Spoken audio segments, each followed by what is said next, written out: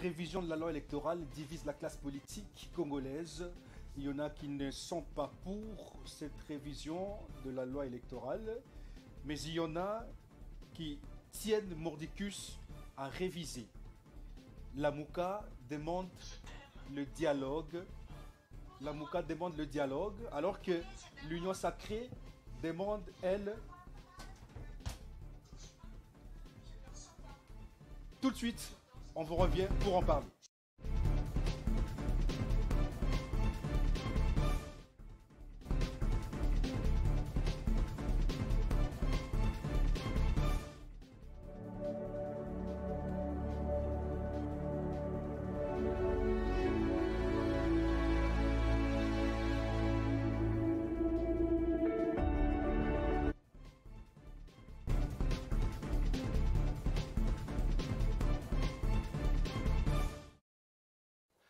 Alors je le disais, ici sur ce plateau, nous recevons Chris Mukendi, qui est cadre au sein de l'AFDC de Modeste Bati, Lukwebo, avec qui nous allons tourner autour de la révision de la loi électorale. Et on parlera également de la hausse de prix de denrées alimentaires sur le marché.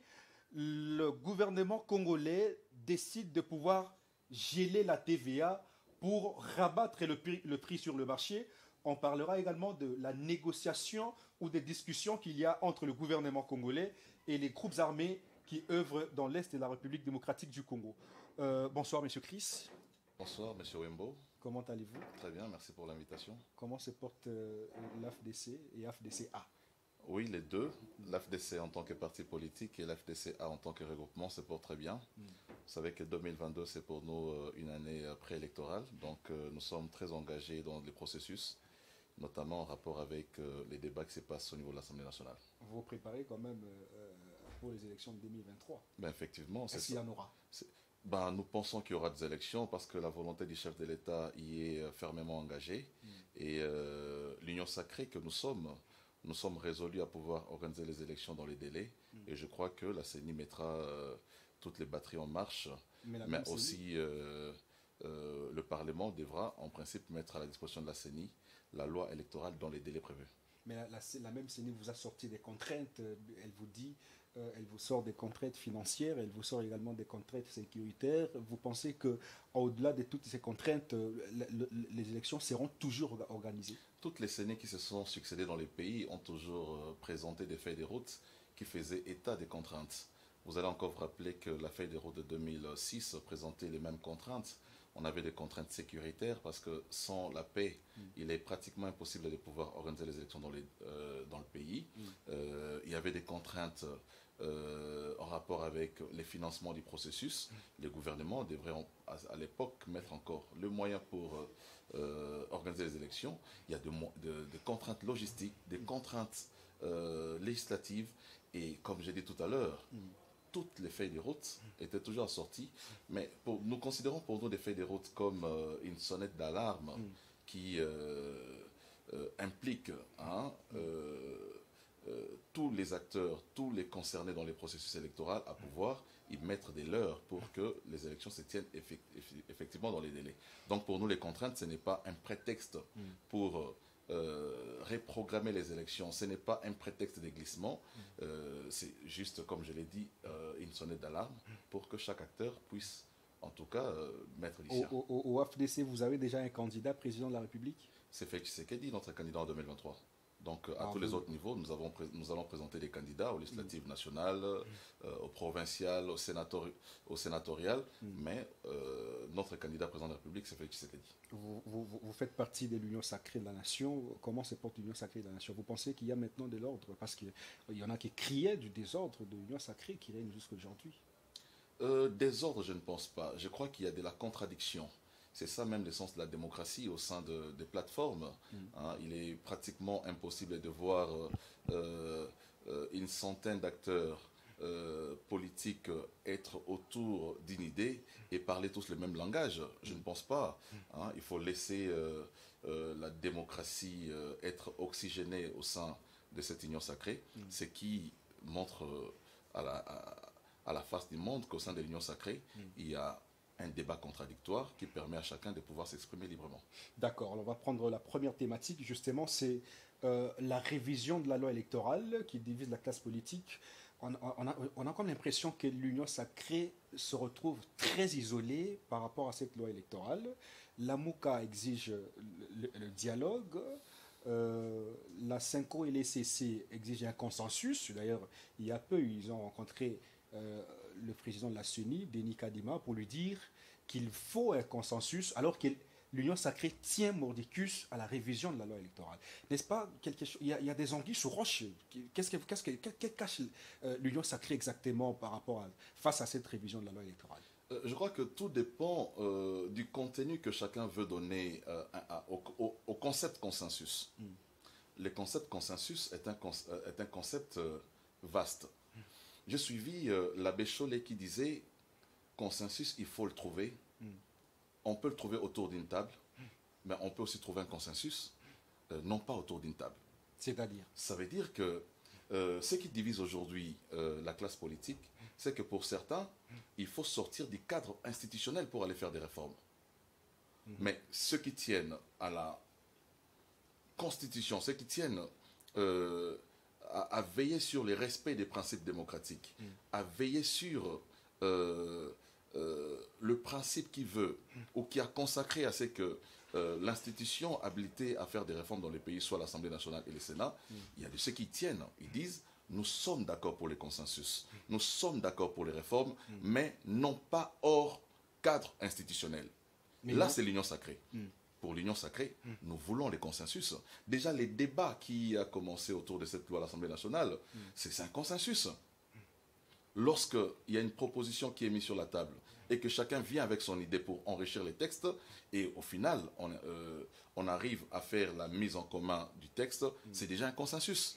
Pour certains, ils veulent que ce consensus soit trouvé en dehors du cadre institutionnel et venir dans un dialogue, dans le cadre d'un dialogue, et venir imposer et faire imposer aux députés nationaux et aux sénateurs leur dictat, comme si l'Assemblée nationale et le Sénat devenaient des caisses de résonance des partis politiques qui sont exclus de l'Assemblée nationale ou du Sénat. Mais il y en a qui fustigent la position de l'Union sacrée. Il semblerait d'ailleurs que les amendements qui sont dans la loi électorale, qui est d'ailleurs débattue actuellement, a été amendé depuis 2020 et ne favorise pas l'inclusivité au sein de la classe politique. Justement, parlons de cette proposition, parce que là, je crois qu'il y a une sorte de malhonnêteté de la part de la classe politique.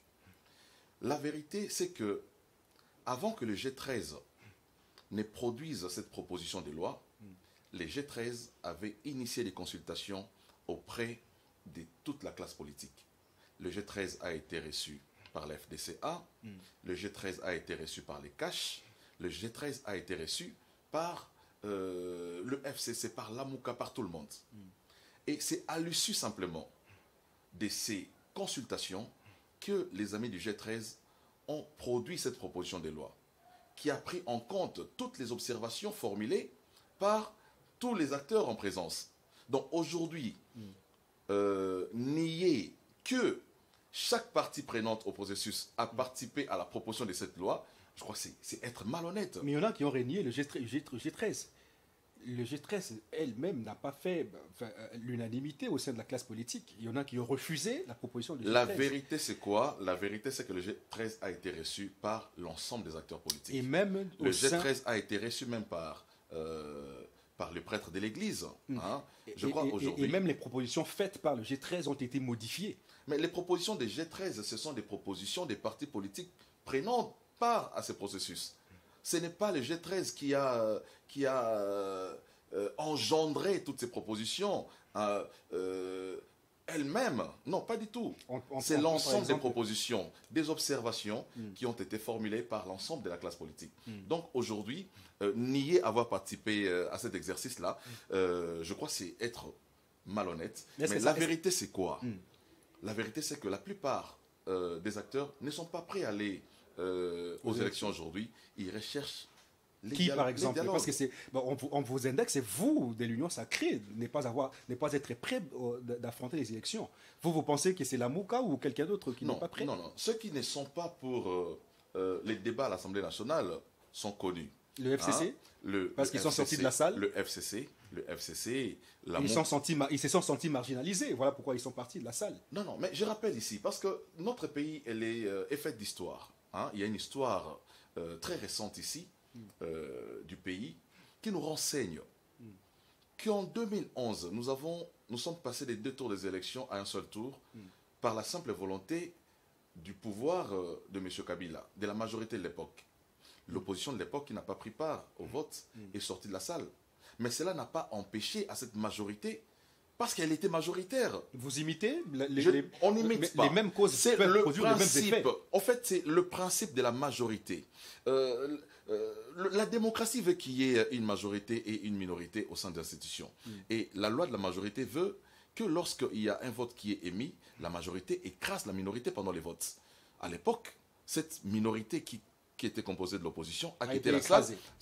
Elle a été écrasée démocratiquement. Mais ça a eu des effets. La vérité, c'est quoi? Parce qu'il y a eu des marches à travers la ville, même à travers le pays. L'UDPS a organisé des marches. Vous n'avez pas peur des effets qui ont été produits? Les marches étaient organisées parce que Kabila organisait un glissement. Il n'y a eu jamais de marche du fait que les 2 tours des élections ont été ramenés à un seul tour. Il n'y a jamais eu de marche. Donc, ça veut dire que au sein des institutions, la loi de la majorité prime sur la minorité. On doit encore rappeler ici que les amis qui demandent le consensus, tout cela, pour la plupart, qui sont de la Mouka, ne participent même pas au travail de l'Assemblée nationale. Ah bon? Ça fait 3 ans que l'Assemblée nationale a été installée. Vous avez par exemple M. Mouzout qui n'a jamais pris part au débat à l'Assemblée nationale, alors qu'il n'est même pas malade. Il sera invalidé d'ici peu. Il n'est pas malade. Il n'est pas à l'extérieur du pays. Il n'est pas invalide. Il participe à toutes les activités menées par la Mouka. Il est le premier aussi à demander les dialogues, mais il ne participe pas. Voilà l'escroquerie politique. Voilà cette arnaque politique-là. Il ne faut pas prendre la population pour les dédos de la farce. Pas du tout. Je crois que nos politiciens devaient s'assumer. Il y a un cadre prévu dans la Constitution pour parler de toutes les questions liées aux réformes.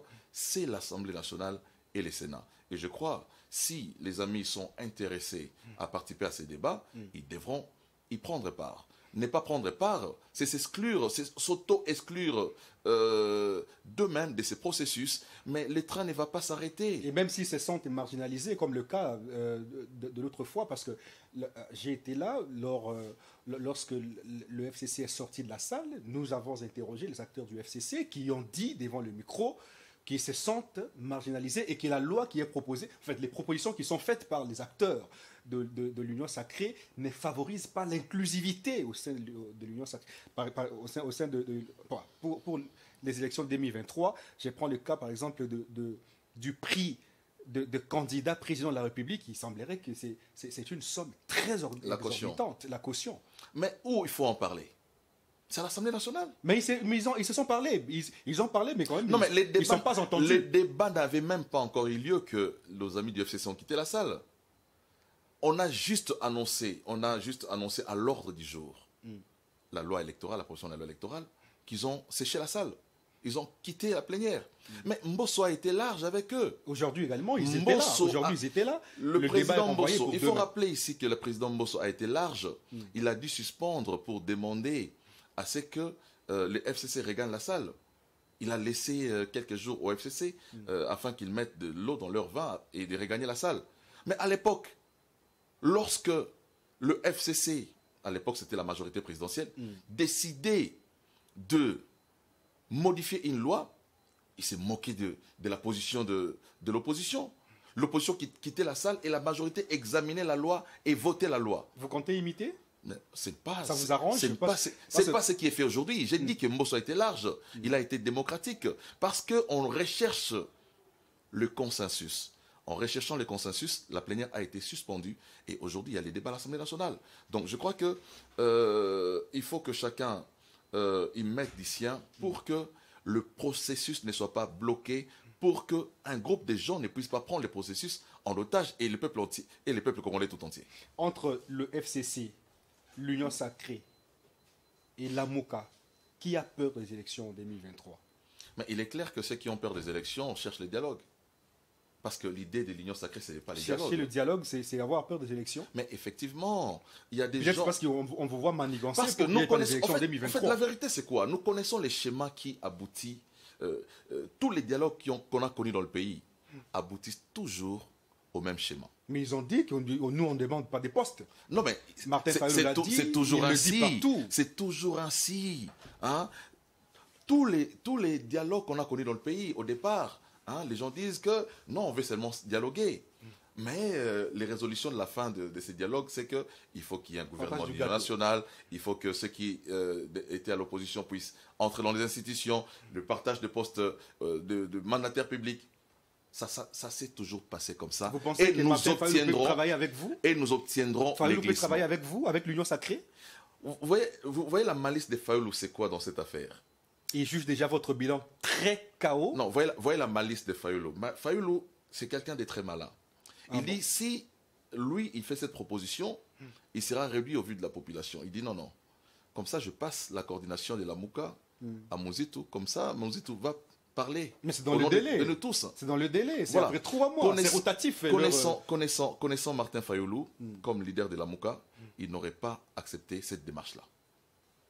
Voilà. Mais aujourd'hui, puisqu'il accepte, il ne veut pas se faire passer pour l'initiateur de cette démarche, il place Mouzitou au devant de la scène. C'est connu. Donc nos amis, ceux qui sont en train de rechercher actuellement, il y a une divergence entre eux. Non, mais là, c'est leur organisation. Donc nous constatons simplement que les nouveaux coordonnateurs de la MOCA demandent les dialogues. Mais ces nouveaux coordonnateurs, qui est député national, n'a jamais siégé à l'Assemblée nationale. Les lieux indiqués pour chercher le consensus. Et donc, vous avez suivi toutes les réponses de Chris Mukendi sur la loi électorale. On va prendre l'autre sujet, sont des discussions qu'il y a entre le gouvernement congolais et les groupes armés qui sèment la terreur dans l'Est de la République. Le chef de l'État s'est rendu pour un sommet à Nairobi. Il a été accompagné des experts sur la question. Et ces experts continuent les négociations jusqu'à aujourd'hui, mais le M23 ne prend pas part aux discussions. La délégation congolaise a refusé l'accès au M23. Est-ce que ce refus ne va pas engendrer des choses que la RTC peut-être pourra regretter plus tard? On se pose beaucoup de questions. Monsieur Chris Mukendi, comment vous trouvez les négociations entre le gouvernement congolais et les groupes armés à l'Est de la République? Est-ce que le gouvernement peut négocier avec ceux qui sèment la terreur comme ils le font aujourd'hui? Je voudrais d'abord ici féliciter la position du gouvernement congolais en rapport avec sa prise de position vis-à-vis de M23. Lorsque vous demandez si le gouvernement peut négocier avec le M23, oui, le gouvernement peut négocier parce que par le passé, le mouvement du 23 mars, parce que c'est comme ça que M23, ça veut dire mouvement du 23 mars. Ce mouvement qui a signé un accord avec le gouvernement congolais à l'époque, avait, dans cet accord, accepté de déposer les armes. Non seulement de déposer les armes, je crois qu'ils ont eu à intégrer aussi l'armée congolaise pour certains, mais le gouvernement congolais de l'époque avait même accepté de muer le M23 comme un parti politique. Aujourd'hui, le M23 n'est pas qu'un mouvement militaire, mais c'est aussi un mouvement politique, qui a même concouru aux élections de 2018. Donc, au sein des institutions aujourd'hui, institutions politiques, il y a des animateurs qui sont de M23. Vous comprenez pourquoi le président Mosso même, lors d'une plénière, il a demandé aux députés de quitter les groupes armés. Mais est-ce qu'il fallait négocier avec des groupes armés? Parce que déjà, le fait qu'il y ait état de siège à l'Est, ça veut dire que l'état de siège pouvait continuer à œuvrer jusqu'à ce qu'on devait barrer la route à ces gens-là. Pourquoi se retrouver autour de la table avec des gens, avec ceux qui tuent je crois que le gouvernement congolais a opté pour deux approches. La première approche pour laquelle le gouvernement avait opté, c'était l'approche diplomatique. Mais l'approche diplomatique n'a pas exclu l'autre approche qui est militaire. L'approche militaire avec les opérations qui sont menées par les forces armées de la RDC sur terrain, a montré sa force qui a conduit même le M23 à demander un cessez-le-feu. Vous allez encore vous souvenir que le M23, il y a quelque temps, a demandé le cessez-le-feu à cause de la puissance de l'armée congolaise.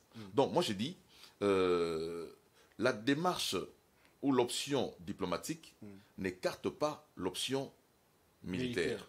Mais seulement l'option diplomatique aussi permet à ce que nous puissions trouver la paix sans engager des moyens conséquents. Comment vous trouvez la position du Rwanda? Pardon? Comment vous trouvez la position du Rwanda face à tout ça? Mais vous connaissez le rôle que le Rwanda a toujours joué Kagame dans l'instabilité. Kagame n'a pas pris part au sommet de Nairobi. Il a envoyé son ministre des Affaires étrangères. Vous pensez qu'il sera d'accord? Le problème, c'est quoi? D'abord, les textes qui organisent les sommets autorisent, en cas d'absence d'un chef d'État, qu'il soit représenté par un membre du gouvernement. C'était pas un sabotage? Sabotage, on peut le prendre comme ça, mais moi je reste dans le format des textes. Dans la mesure où les textes n'excluent pas l'effet qu'il puisse se faire représenter, il n'y a aucun souci. Parce que les résolutions qui sont prises dans ce genre de sommets s'appliquent à tous les États membres. Donc qu'ils soient là ou qu'ils ne soient pas là, c'est pas ça les problèmes. Mais là, le fait que je voudrais Tshisekedi se retrouve avec Museveni sans Kagame ne vous pose aucun problème. J'ai dit les résolutions qui sont prises engagent tout le monde. Même si le Rwanda n'est pas représenté par son président, mais vous avez dit, il y avait la présence de son ministre des Affaires étrangères. Donc, moi j'ai dit, il faut aussi relever que les relations avec le Rwanda aujourd'hui ne sont plus comme autrefois. Il faut dire qu'il y a une grande tension entre la RDC et le Rwanda maintenant. Parce que la RDC est en position de faiblesse. Il n'y a pas de position de faiblesse. La RDC maintenant a pris un ton ferme vis-à-vis du Rwanda. La RDC a pointé le Rwanda dans ce qui se passe. Donc aujourd'hui, je crois que c'est déjà un bon début. Mais le Rwanda continue à soutenir le M23, continue à soutenir les... D'ailleurs... Il reviendra maintenant à l'armée congolaise parce qu'il s'agit de notre sécurité, il s'agit de notre pays. Il reviendra maintenant à la RDC de donner beaucoup plus de moyens à la démarche militaire. Comme on l'a dit, l'approche diplomatique n'exclut pas l'approche militaire. Il faut éradiquer l'insécurité à l'Est à n'importe quel prix. J'ai reçu quelqu'un de l'Est sur ce plateau qui m'a dit en direct que d'ailleurs les M23 ne combattent pas. C'est plutôt l'armée rwandaise qui combat. Et c'est l'armée rwandaise qui occupe les terrains et qui prend les éléments du M23 pour l'administration tout simplement. Ce qui veut dire qu'il y a de grandes parties de la RDC qui sont contrôlées par le Rwanda jusqu'à aujourd'hui. Et vous pensez que la RDC est dans une position de force, alors qu'une grande partie de la RDC n'est pas gérée par l'administration congolaise. Ce n'est un secret pour personne, comme on dit, secret des polichinelles, que derrière le M23 se cache le Rwanda. Mais qu'est-ce que nous faisons du Rwanda? Parce que juste aujourd'hui, on n'a fait que pleurnicher. Non mais, écoutez, nous avons, comme j'ai dit, il y a ce qu'on appelle l'approche diplomatique. On est sur les terrains diplomatiques. Mais sur les terrains militaires, la RDC est en train d'éradiquer cette insécurité. Qu'ils soient rwandais, qu'ils soient congolais, s'ils font la guerre à la RDC, ils seront éradiqués de notre territoire. Mais non, que doit-on faire exactement? Parce qu'ils sont sur le terrain. Lorsque vous dites que doit-on faire, mais il y a l'état des sièges qui est en train de produire des effets. Vous savez combien de territoires on a récupéré depuis qu'on a commencé? Vous pensez que c'est une réussite, l'état des sièges? J'ai suivi le gouverneur militaire qui avait dit que c'était une réussite à 60%. Mais il gère, c'est normal. Non, mais une réussite à 60%, ça veut dire que la population dira la même chose. Avant l'état, mais justement, les habitants de l'Est diront la même chose. Mais allez questionner. Vous êtes une chaîne internationale, vous avez des correspondants partout. Ben faites passer votre micro. Il y a des coins qui étaient autrefois abandonnés par la population, mais qui ont pratiquement regagné leur village. C'est pour dire que l'opération que nos FARDC mènent sur les territoires congolais en vue de ramener la paix, c'est un succès. Le fait que le gouvernement négocie avec d'autres groupes armés, notamment le FDLR, les ADECO et puis les groupes armés qui viennent de l'Ouganda et exclure le M23. Vous n'avez pas peur de la réaction du M23 sur terrain? Parce que jusqu'à aujourd'hui, le M23 ne prend pas part. Les experts de la RDC ont refusé l'accès au M23. Je pense que le gouvernement de la République sait mieux apprécier la situation sur terrain que nous. Nous, on est sur des plateaux de télévision à débattre ici à Kinshasa. Ça n'est pas une erreur de stratégie? Non, je ne pense pas, parce que ceux qui travaillent avec le ministère de Défense, ceux qui sont avec l'armée congolaise sont des spécialistes dans des questions qui peuvent commettre des erreurs. Non, mais je ne suis pas plus spécialiste qu'eux. Ils peuvent beau commettre des erreurs, mais je ne crois pas que je sois à mesure de pouvoir mieux conseiller ces personnes qui ont été formées pour ce travail-là. Je ne peux qu'émettre un point de vue politique, je peux qu'émettre un point de vue superficiel, mais la vérité c'est que ce sont ces spécialistes qui sont censés nous apporter des stratégies pour finalement éradiquer ces phénomènes. Et nous faisons confiance au gouvernement de la République, nous faisons confiance au président de la République qui ne ménage aucun effort pour ramener la paix dans la partie est de la République démocratique du Congo. Si le gouvernement aujourd'hui, après les discussions avec les groupes armés, si le gouvernement décidait aujourd'hui de pouvoir partager le gâteau, vous serez d'accord? Là, vous êtes dans des hypothèses. Mais je ne suis pas d'accord parce que, vous savez, cette manière de faire les choses a participé... C'est ce qui a été le cas avant. Justement, mais cela a eu des conséquences sur notre armée. Ça a favorisé la fragilisation de notre armée. Ça favorisait aussi l'infiltration, non seulement au niveau de notre armée, mais aussi au niveau de nos institutions politiques et même des institutions administratives. Je crois que ces méthodes-là sont révolues.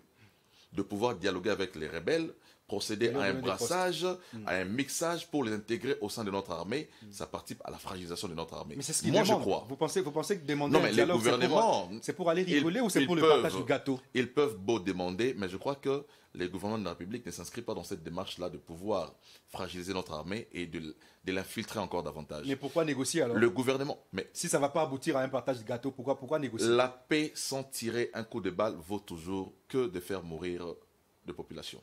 Voilà, c'est comme ça que je dis, on favorise l'aspect diplomatique, mais on ne néglige pas aussi l'aspect militaire qui permet à ce que nous puissions repousser l'ennemi en dehors de nos frontières. Alors, deux options sont sur la table.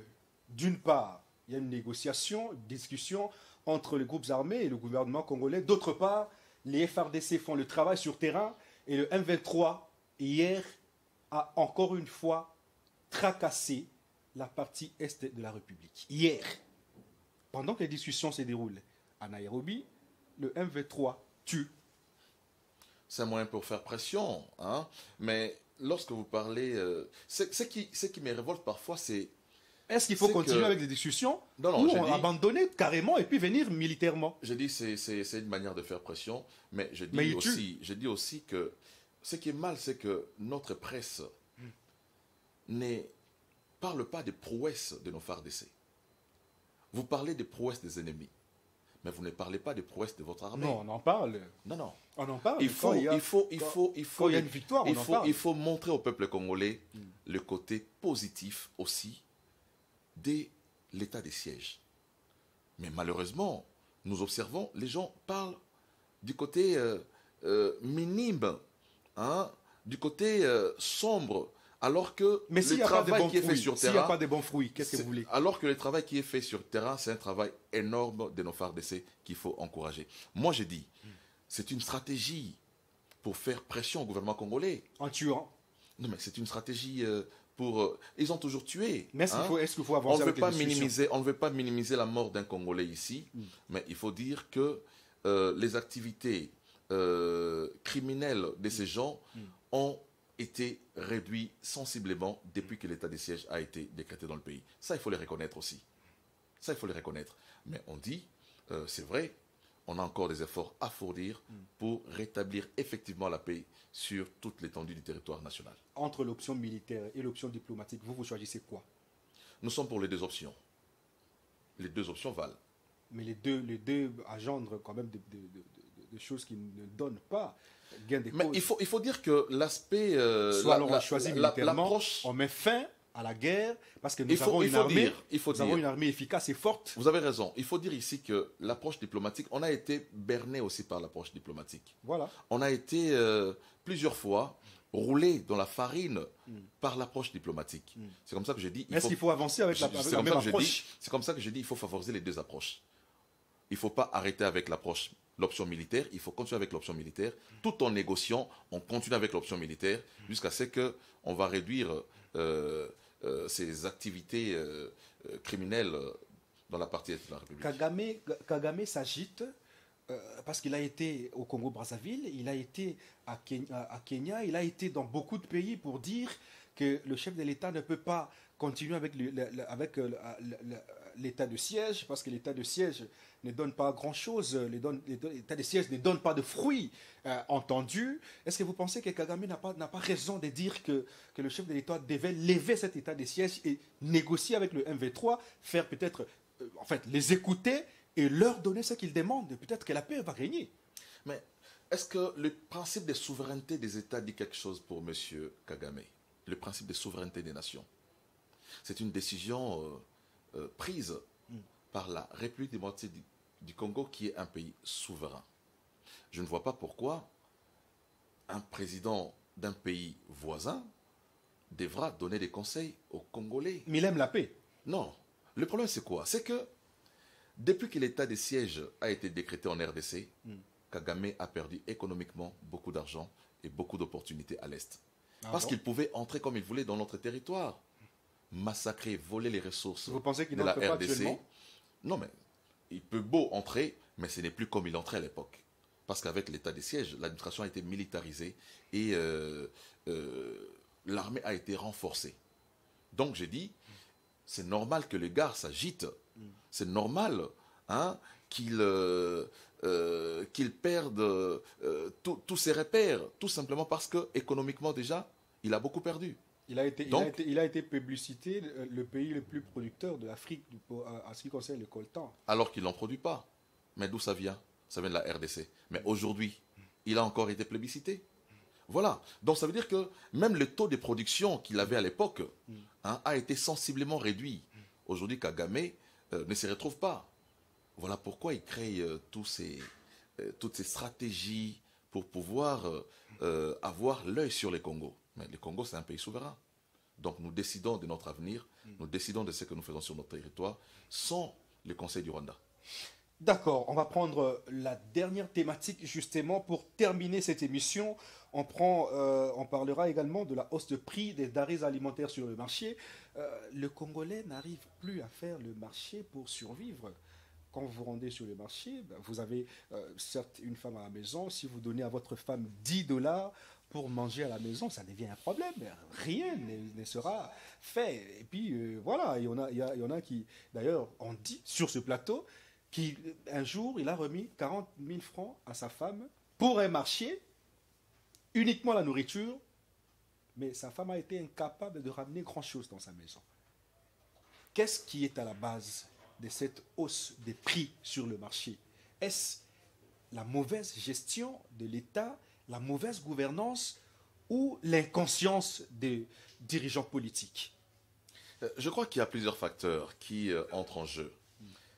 Mais pour les cas actuels, vous savez, avec la crise dans le monde entier, la crise avec la Russie et l'Ukraine, cette crise y est pour quelque chose. Jusqu'en RDC? Mais vous savez que la Russie produit pratiquement 80% de la production des blés dans le monde entier. 80% des blés qui sont consommés dans le monde entier, qui est consommé dans le monde entier. Mais aussi les pétroles. Vous avez vu la situation qu'on a connue avec les pétroles, l'essence, tout ça.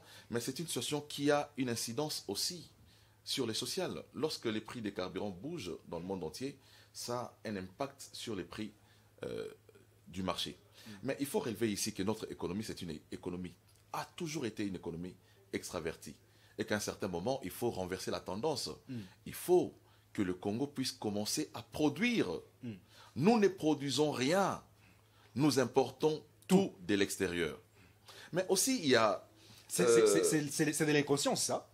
Voilà. Ou de l'incapacité? Non, je crois qu'il faut commencer quelque part.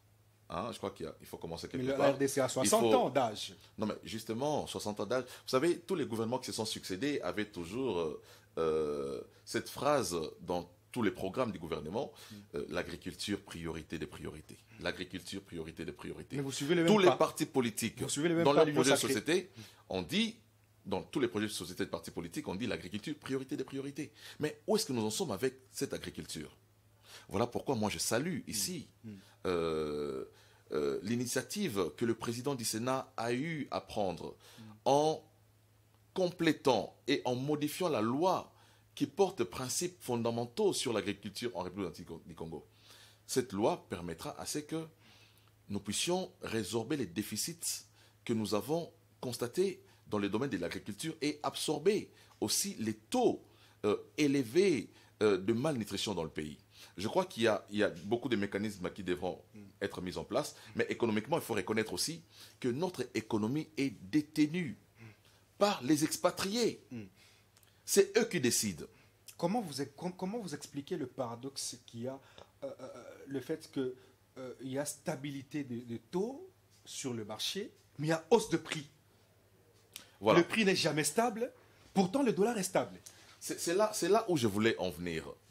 Vous savez, certaines personnes verront dans cette approche une approche purement politique. Mais c'est ça la vérité aussi. Lorsque Félix Tshisekedi remporte la victoire politique sur les FCC, il a déstructuré les FCC. Les gens du FCC qui détiennent à grande partie l'économie du pays à travers la FEC. Le gouvernement a approché la FEC pour essayer d'obtenir la réduction des prix sur le marché, les prix des denrées, première nécessité, surgelés, tout ça, auprès des opérateurs économiques. Ils ont refusé. Pourquoi? Là encore, c'est l'impuissance de l'État congolais. Pourquoi? Parce que, je vous ai dit tout à l'heure, que pendant les 18 ans de règne de Kabila, plus de 60% de notre économie, ou des marchés, des importations, de tout ce qui est vendu ici, est détenu par la Kabylie. Vous avez 3 ans changé les choses. Non mais écoutez Vous ne d'abord. pouvez pas continuer à pleurnicher. Écoutez d'abord. Allez-y. Qu'est-ce qu'ils se sont dit? Ils ont dit, mais le gars là nous a vaincus politiquement. S'il arrive à nous vaincre économiquement, l'incidence sera une incidence sociale, les peuples vont l'aimer. Qu'est-ce qu'il faut faire? Il faut serrer économiquement. Quand les gens, je vois les amis qui passent dans le plateau de télévision pour dire même aujourd'hui que ces capotes ici, les préservatifs coûtaient 100 francs congolais à l'époque de Kabila, aujourd'hui ça coûte 500 francs congolais, les messieurs qui passent là, à qui on a acheté une voiture, qui se promène avec des valises avec tous les produits, il se promène avec des valises dans sa voiture qu'on lui a acheté. On lui a acheté une voiture. On lui a acheté une voiture pour transporter tous les produits. Et ces produits Ça veut dire qu'il n'avait pas de voiture. Vous voulez dire qu'il n'avait pas de voiture. Ces produits sont des produits qui viennent des industries de ces personnes qui détiennent notre économie entre les mains. Ah, ce sont eux qui lui donnent. Ils participent, ils ont fait flamber les prix sur les marchés pour inciter la population à manifester contre les régimes. Mais qu'est-ce que fait le gouvernement? On ne peut pas toujours... Il faut développer des mécanismes qui permettent de renverser la tendance. Mais ça prend du temps. Ces mécanismes... Ça prend du temps. Non, mais le peuple pleure. Non, mais ce qui se passe là, se passe depuis combien de temps? Un des mécanismes qui a été trouvé par les gouvernements, il faut saluer ici, c'est d'abord de majorer les salaires des fonctionnaires. Déjà à 30%, mais jusqu'au mois de juillet, comme a dit le ministre de la fonction publique, ça sera majoré jusqu'à 45%. Mais et le gouvernement travaille. C'est insignifiant. Jusqu'à là, vous avez évoqué ici, vous avez un député national qui avez reçoit évoqué vous-même ici. $14 000, $10 000, mais vous avez un professeur. Vous avez raison, je suis tout comme vous. Il ne favorise toujours pas l'équilibre salarial jusqu'aujourd'hui. Tout comme vous, je suis pour la réduction des trains de vie des institutions. Tout comme vous. C'est ça mon combat aussi. La réduction des trains de vie des institutions et la redistribution équitable des ressources, des richesses du pays. Voilà. C'est mon combat politique. Si je me suis engagé en politique, c'est pour ces combats-là. Voilà. Mais ça ne dépend pas que de moi. Il faut qu'il y ait une volonté politique qui matérialise aussi cette vision. Donc je crois qu'il y a un manque de volonté politique. J'ai dit il faut une volonté politique. J'ai vu qu'Abound, une fois, évoquer la question de la réduction des trains de vie d'institution à l'Assemblée nationale. J'ai vu comment il a été hué par tous les députés. Voilà, donc cette volonté n'est pas encore effective. Mais il faut que cette volonté puisse animer tous les acteurs, à tous les niveaux, pour pouvoir remonter les niveaux de vie de la population, des fonctionnaires de l'État, de tous ceux qui sont dans d'autres secteurs. Il faut qu'on sorte de la tête de la population que pour être bien, il faut être politicien dans le pays. On a négligé tous les autres secteurs de la vie nationale. Mais c'est parce que les politiques sont riches. Non, mais justement, la population croupie dans sa misère. Il faut renverser cette tendance-là, il faut valoriser tous les autres secteurs de la vie nationale. Il faut des politiques, il faut des mécanismes, il faut beaucoup d'engagement. Je crois que le président de la République, qui prône les peuples d'abord, devrait aussi s'inscrire dans ce schéma pour favoriser tous ceux qui sont dans d'autres secteurs qui n'est pas du tout politique. Parce que vous avez parlé de la hausse, de la hausse de salaire de fonctionnaires publics. Vous avez un député qui reçoit 14 000 $, alors qu'un enseignant qui peine chaque jour reçoit 150 $. Est-ce que ça, c'est de l'augmentation, ça, ou alors c'est de la rigolade, tout simplement? Quelqu'un qui recevait 100 $, vous lui ajoutez 50, et puis ça devient 150 $. Non. Qu'est-ce que ça représente? Même dans sa maison. Ce n'est pas de la rigolade. Hein? C'est un pas. Mieux vaut peu que rien.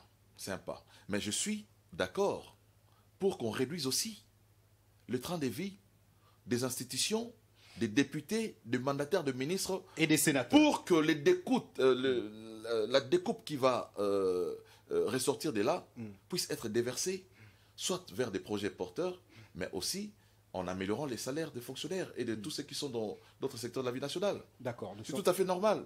Je suis tout à fait d'accord avec ça. C'est ça même mon combat. D'accord. Alors nous sommes à la fin de l'émission. Je vous pose quelques questions. Vous allez répondre par oui ou non. Je ferme la question. Vous êtes d'accord que le gouvernement Sama Lukonde parte, oui ou non? C'est au président de la République d'apprécier. Oui ou non? Non, mais on n'aborde pas des questions aussi sensibles de cette manière-là, oui ou non.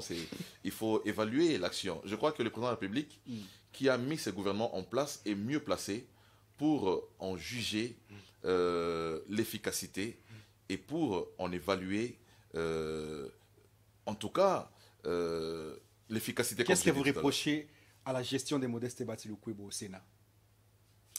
C'est un des meilleurs présidents du Sénat. La reproche.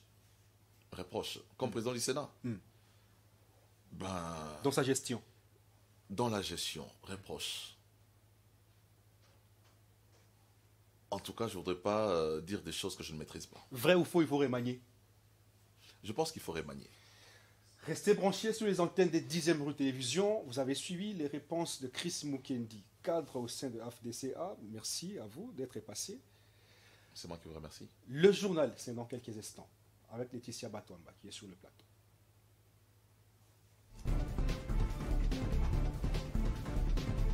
La vitesse.